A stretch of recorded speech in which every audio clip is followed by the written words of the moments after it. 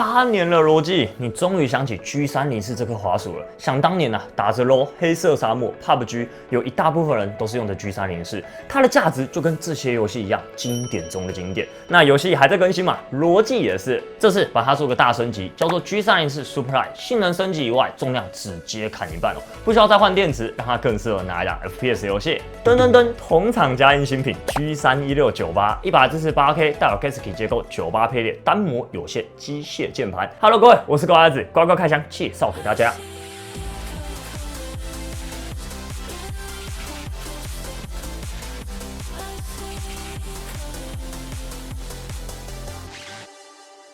老樣子，先來看看外觀。這次我收到的是魅力黑，其他顏色有珍珠白。那在我手上的 G304啊，剛好是白色，而新款 G304 Super Lite 是黑色，也讓大家在畫面上能更好分辨。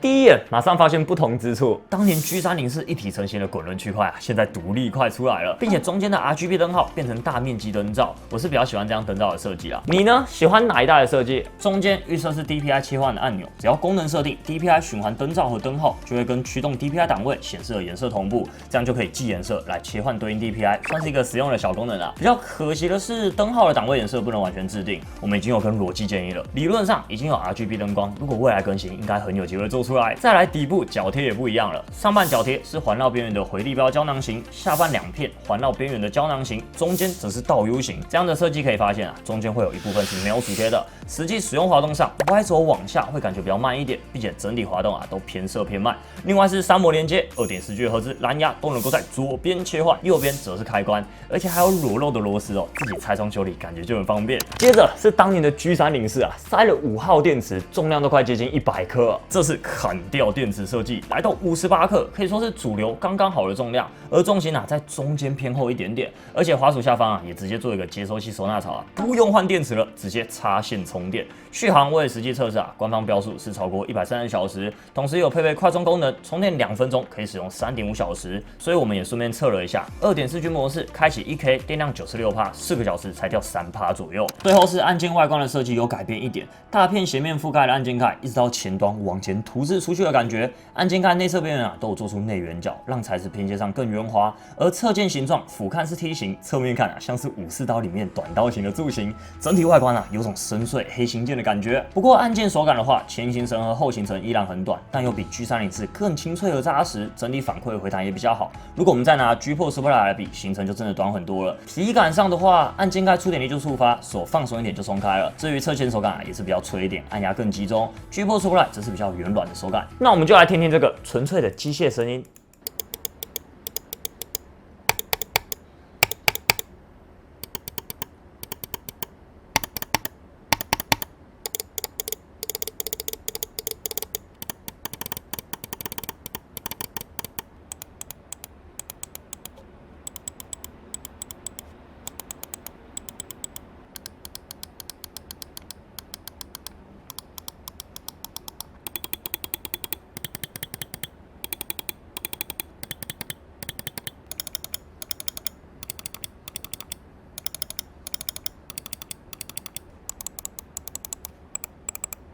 而傳感器也升級到 Hero 1代的44K 傳感器，雖然不是 Hero 2代啊，不過一般打遊戲也算夠用，而且放在玻璃店啊也不會有掉幀的問題，把1代的缺陷給補足了。報個數據，678 IPS， 最大加速度40克，而回報率預測就是 1K 赫茲。未來台灣可能會賣 Pro Lightspeed 的接收器，如果能買到，到時候就可以升級 8K。最後是模具，长寬靠的數據我也都放在畫面上哦，沒用過 G304 的玩家都可以參考看看。如果你用過 G304，只要知道握感都一樣，握上去之後就是當年那個感覺啊。正面看外形就是中間寬前後窄，側面看中心稍微靠後和不低前高，最推薦給中小手尺寸的玩家，大拇指、无名指、小指左右側啊都可以很好的扣住，這扣住的感覺還蠻穩的哦。再來扁平加後窄的關係啊，手掌有支撐同時，屁股也不會頂滿掌心根部，整體手指在發力時重心會更平均的往下壓並覆蓋，甩動時啊能用上更多食指和中指的力道來控制。那最棒的就是往下壓箱的感受，像是 Apex PUBG 這種長時間壓箱遊戲非常適合也很舒服，再加上 G304 本身鼠標啊 Y 軸往下比較慢一點點，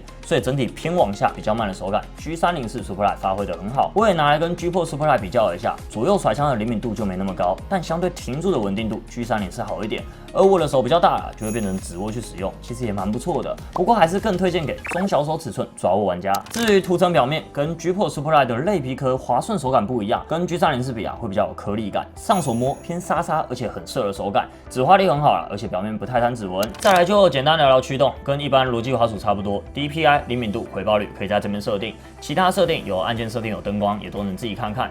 燈光我推薦用月光微暈，在粉紫色和青藍色來回切換，還挺美的。還有 B Hub 這次也給到了 G304 Superlight， 所以拿來打遊戲也能防止滾轮誤觸跳躍。至於內建記憶體，則是在裝置設定這邊可以最多存5個，再許願一下啦，希望羅技能早日推出網頁驅動。總結一下 ，G304 Superlight 保持經典模具啊，把電池換掉，砍了1半的重量。傳感器性能也提升，更加適合 FPS 遊戲。那還在跟關注 B 站資訊的觀眾提醒一下 ，G304 Superlight 跟中國那邊年初上市的 G304X 不一樣哦。總之，雖然不能跟滿血的遊戲滑鼠比，但日常和遊戲的兼具感受就很不錯。而且這次啊，輕量化的設計哦，也算是填補入門玩家的需求啊。預算2000出的觀眾們可以考慮看看。再來第二個羅技新品 G31698，外觀啊，我同樣收到的是魅力黑，搭配的是黑紫色，珍珠白則是搭配碧藍。G31698走的就是98配列，跟100%滿滿鍵盤比，如果你是第一次使用的玩家，可能偶爾會誤觸數字區的0，但習慣之後就不太影響。而98配列就是在保留完整數字區同時，但是又更加緊湊，小把一點，所以想要有完整數字區啊，同時想要兼顧桌面空間的人，就可以選98配列。大小、重量等等數據一樣放在畫面上啦，大家可以暫停觀看一下，比對自己的桌子大小。也因為這次是塑膠材質的關係啊，整體比較輕。接着4大外觀重點，第一點 RGB， 鍵盤的字母區和 F 區中間啊，加上一條很絢麗燈條，真的蠻好看。而且除了能鍵驅動、調整燈光同步控制以外，甚至每顆燈柱的顏色都能制定。放上剛剛 G304 Superlight 一起同步發亮，有夠美。第二，滾輪部分表面有邏輯口號 Keep Playing 字樣，呼應上鍵盤左邊黑紫主題色的半透鍵帽。滾輪滾動啊，可以調整音量大小，按下可以靜音。如果是全螢幕玩遊戲的人啊，絕對是大加分，不用切裝調整音量，光這件事情就有多爽。那滾輪的轉動段落感不大，每段的段落啊都還蠻密的，只要轉一下就能快速調整音量。第三，點陣螢幕搭配滾輪轉動，旁邊可愛的點陣螢幕啊，也會依照目前的狀況來顯示燈號，並且剛剛說到的燈條啊，也會隨着你轉動，整體都會同步啊。然後閒置時，它還會露出笑臉。第四，遊戲模式切換按鍵。點一下就是開啟遊戲模式，同時燈號也會亮起，表示已經開啟遊戲模式了。預設置切換開啟 8K 赫茲和禁用物件，也可以到驅動設定開啟後的功能。那這4大功能啊，大家可以先記着，想一下自己的需求。再來翻到背面，很簡潔，就是平平无奇的防滑貼配上底板。不過調整高度的方式蠻有趣的，是拆掉左右兩邊上方的腳墊來調整。預設置裝4度，拆開反裝是8度，不裝就是0度。我覺得4度剛剛好啦，8度有點太高。整體外觀就是很極簡的機械鍵盤設計，放在辦公室也不會很突兀。那因為新品剛上，只要買 G316就送這個雲朵手托，還有活動優惠30×75公分的大桌墊。如果高度可以做到40公分更好，不然有時候壓箱遊戲時上下空間會稍微不足。表面還有斜放的 G316 線稿，包含各種小元素點綴在周邊，整體滑動手感和做工都很不錯。那我們就繼續深入聊聊按鍵表現。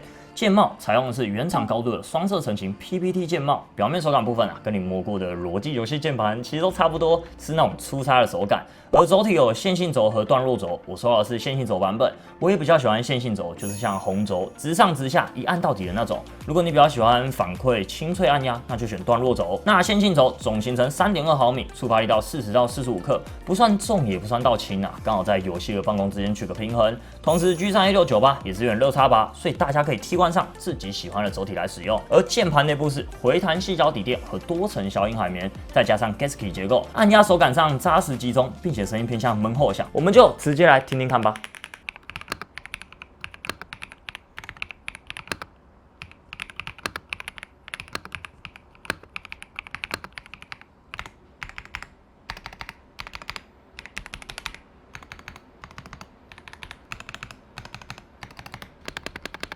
那我覺得這次主要也是讓 G31698 來到 8K 版本，並且同步把功能和按鈕再升級。當然 ，G31698 還是有比較可惜的點，就是 LED 像素的小螢幕和旋鈕不太能自定義其他的功能，畢竟真的蠻可愛的哦。如果再多一點，一定很加分。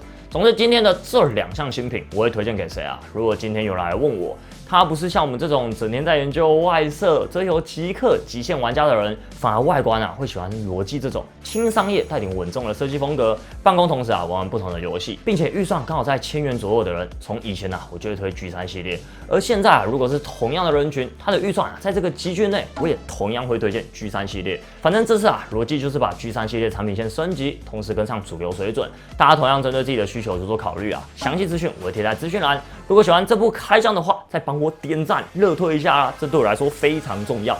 我是乖孩子，我們下次見嘍，拜拜。Hands in that Bible, bitch, I'm next in line for that title. A nigga had nothing to do, I was idle. I was in the studio with Tiger. No, but climbing high, we ain't on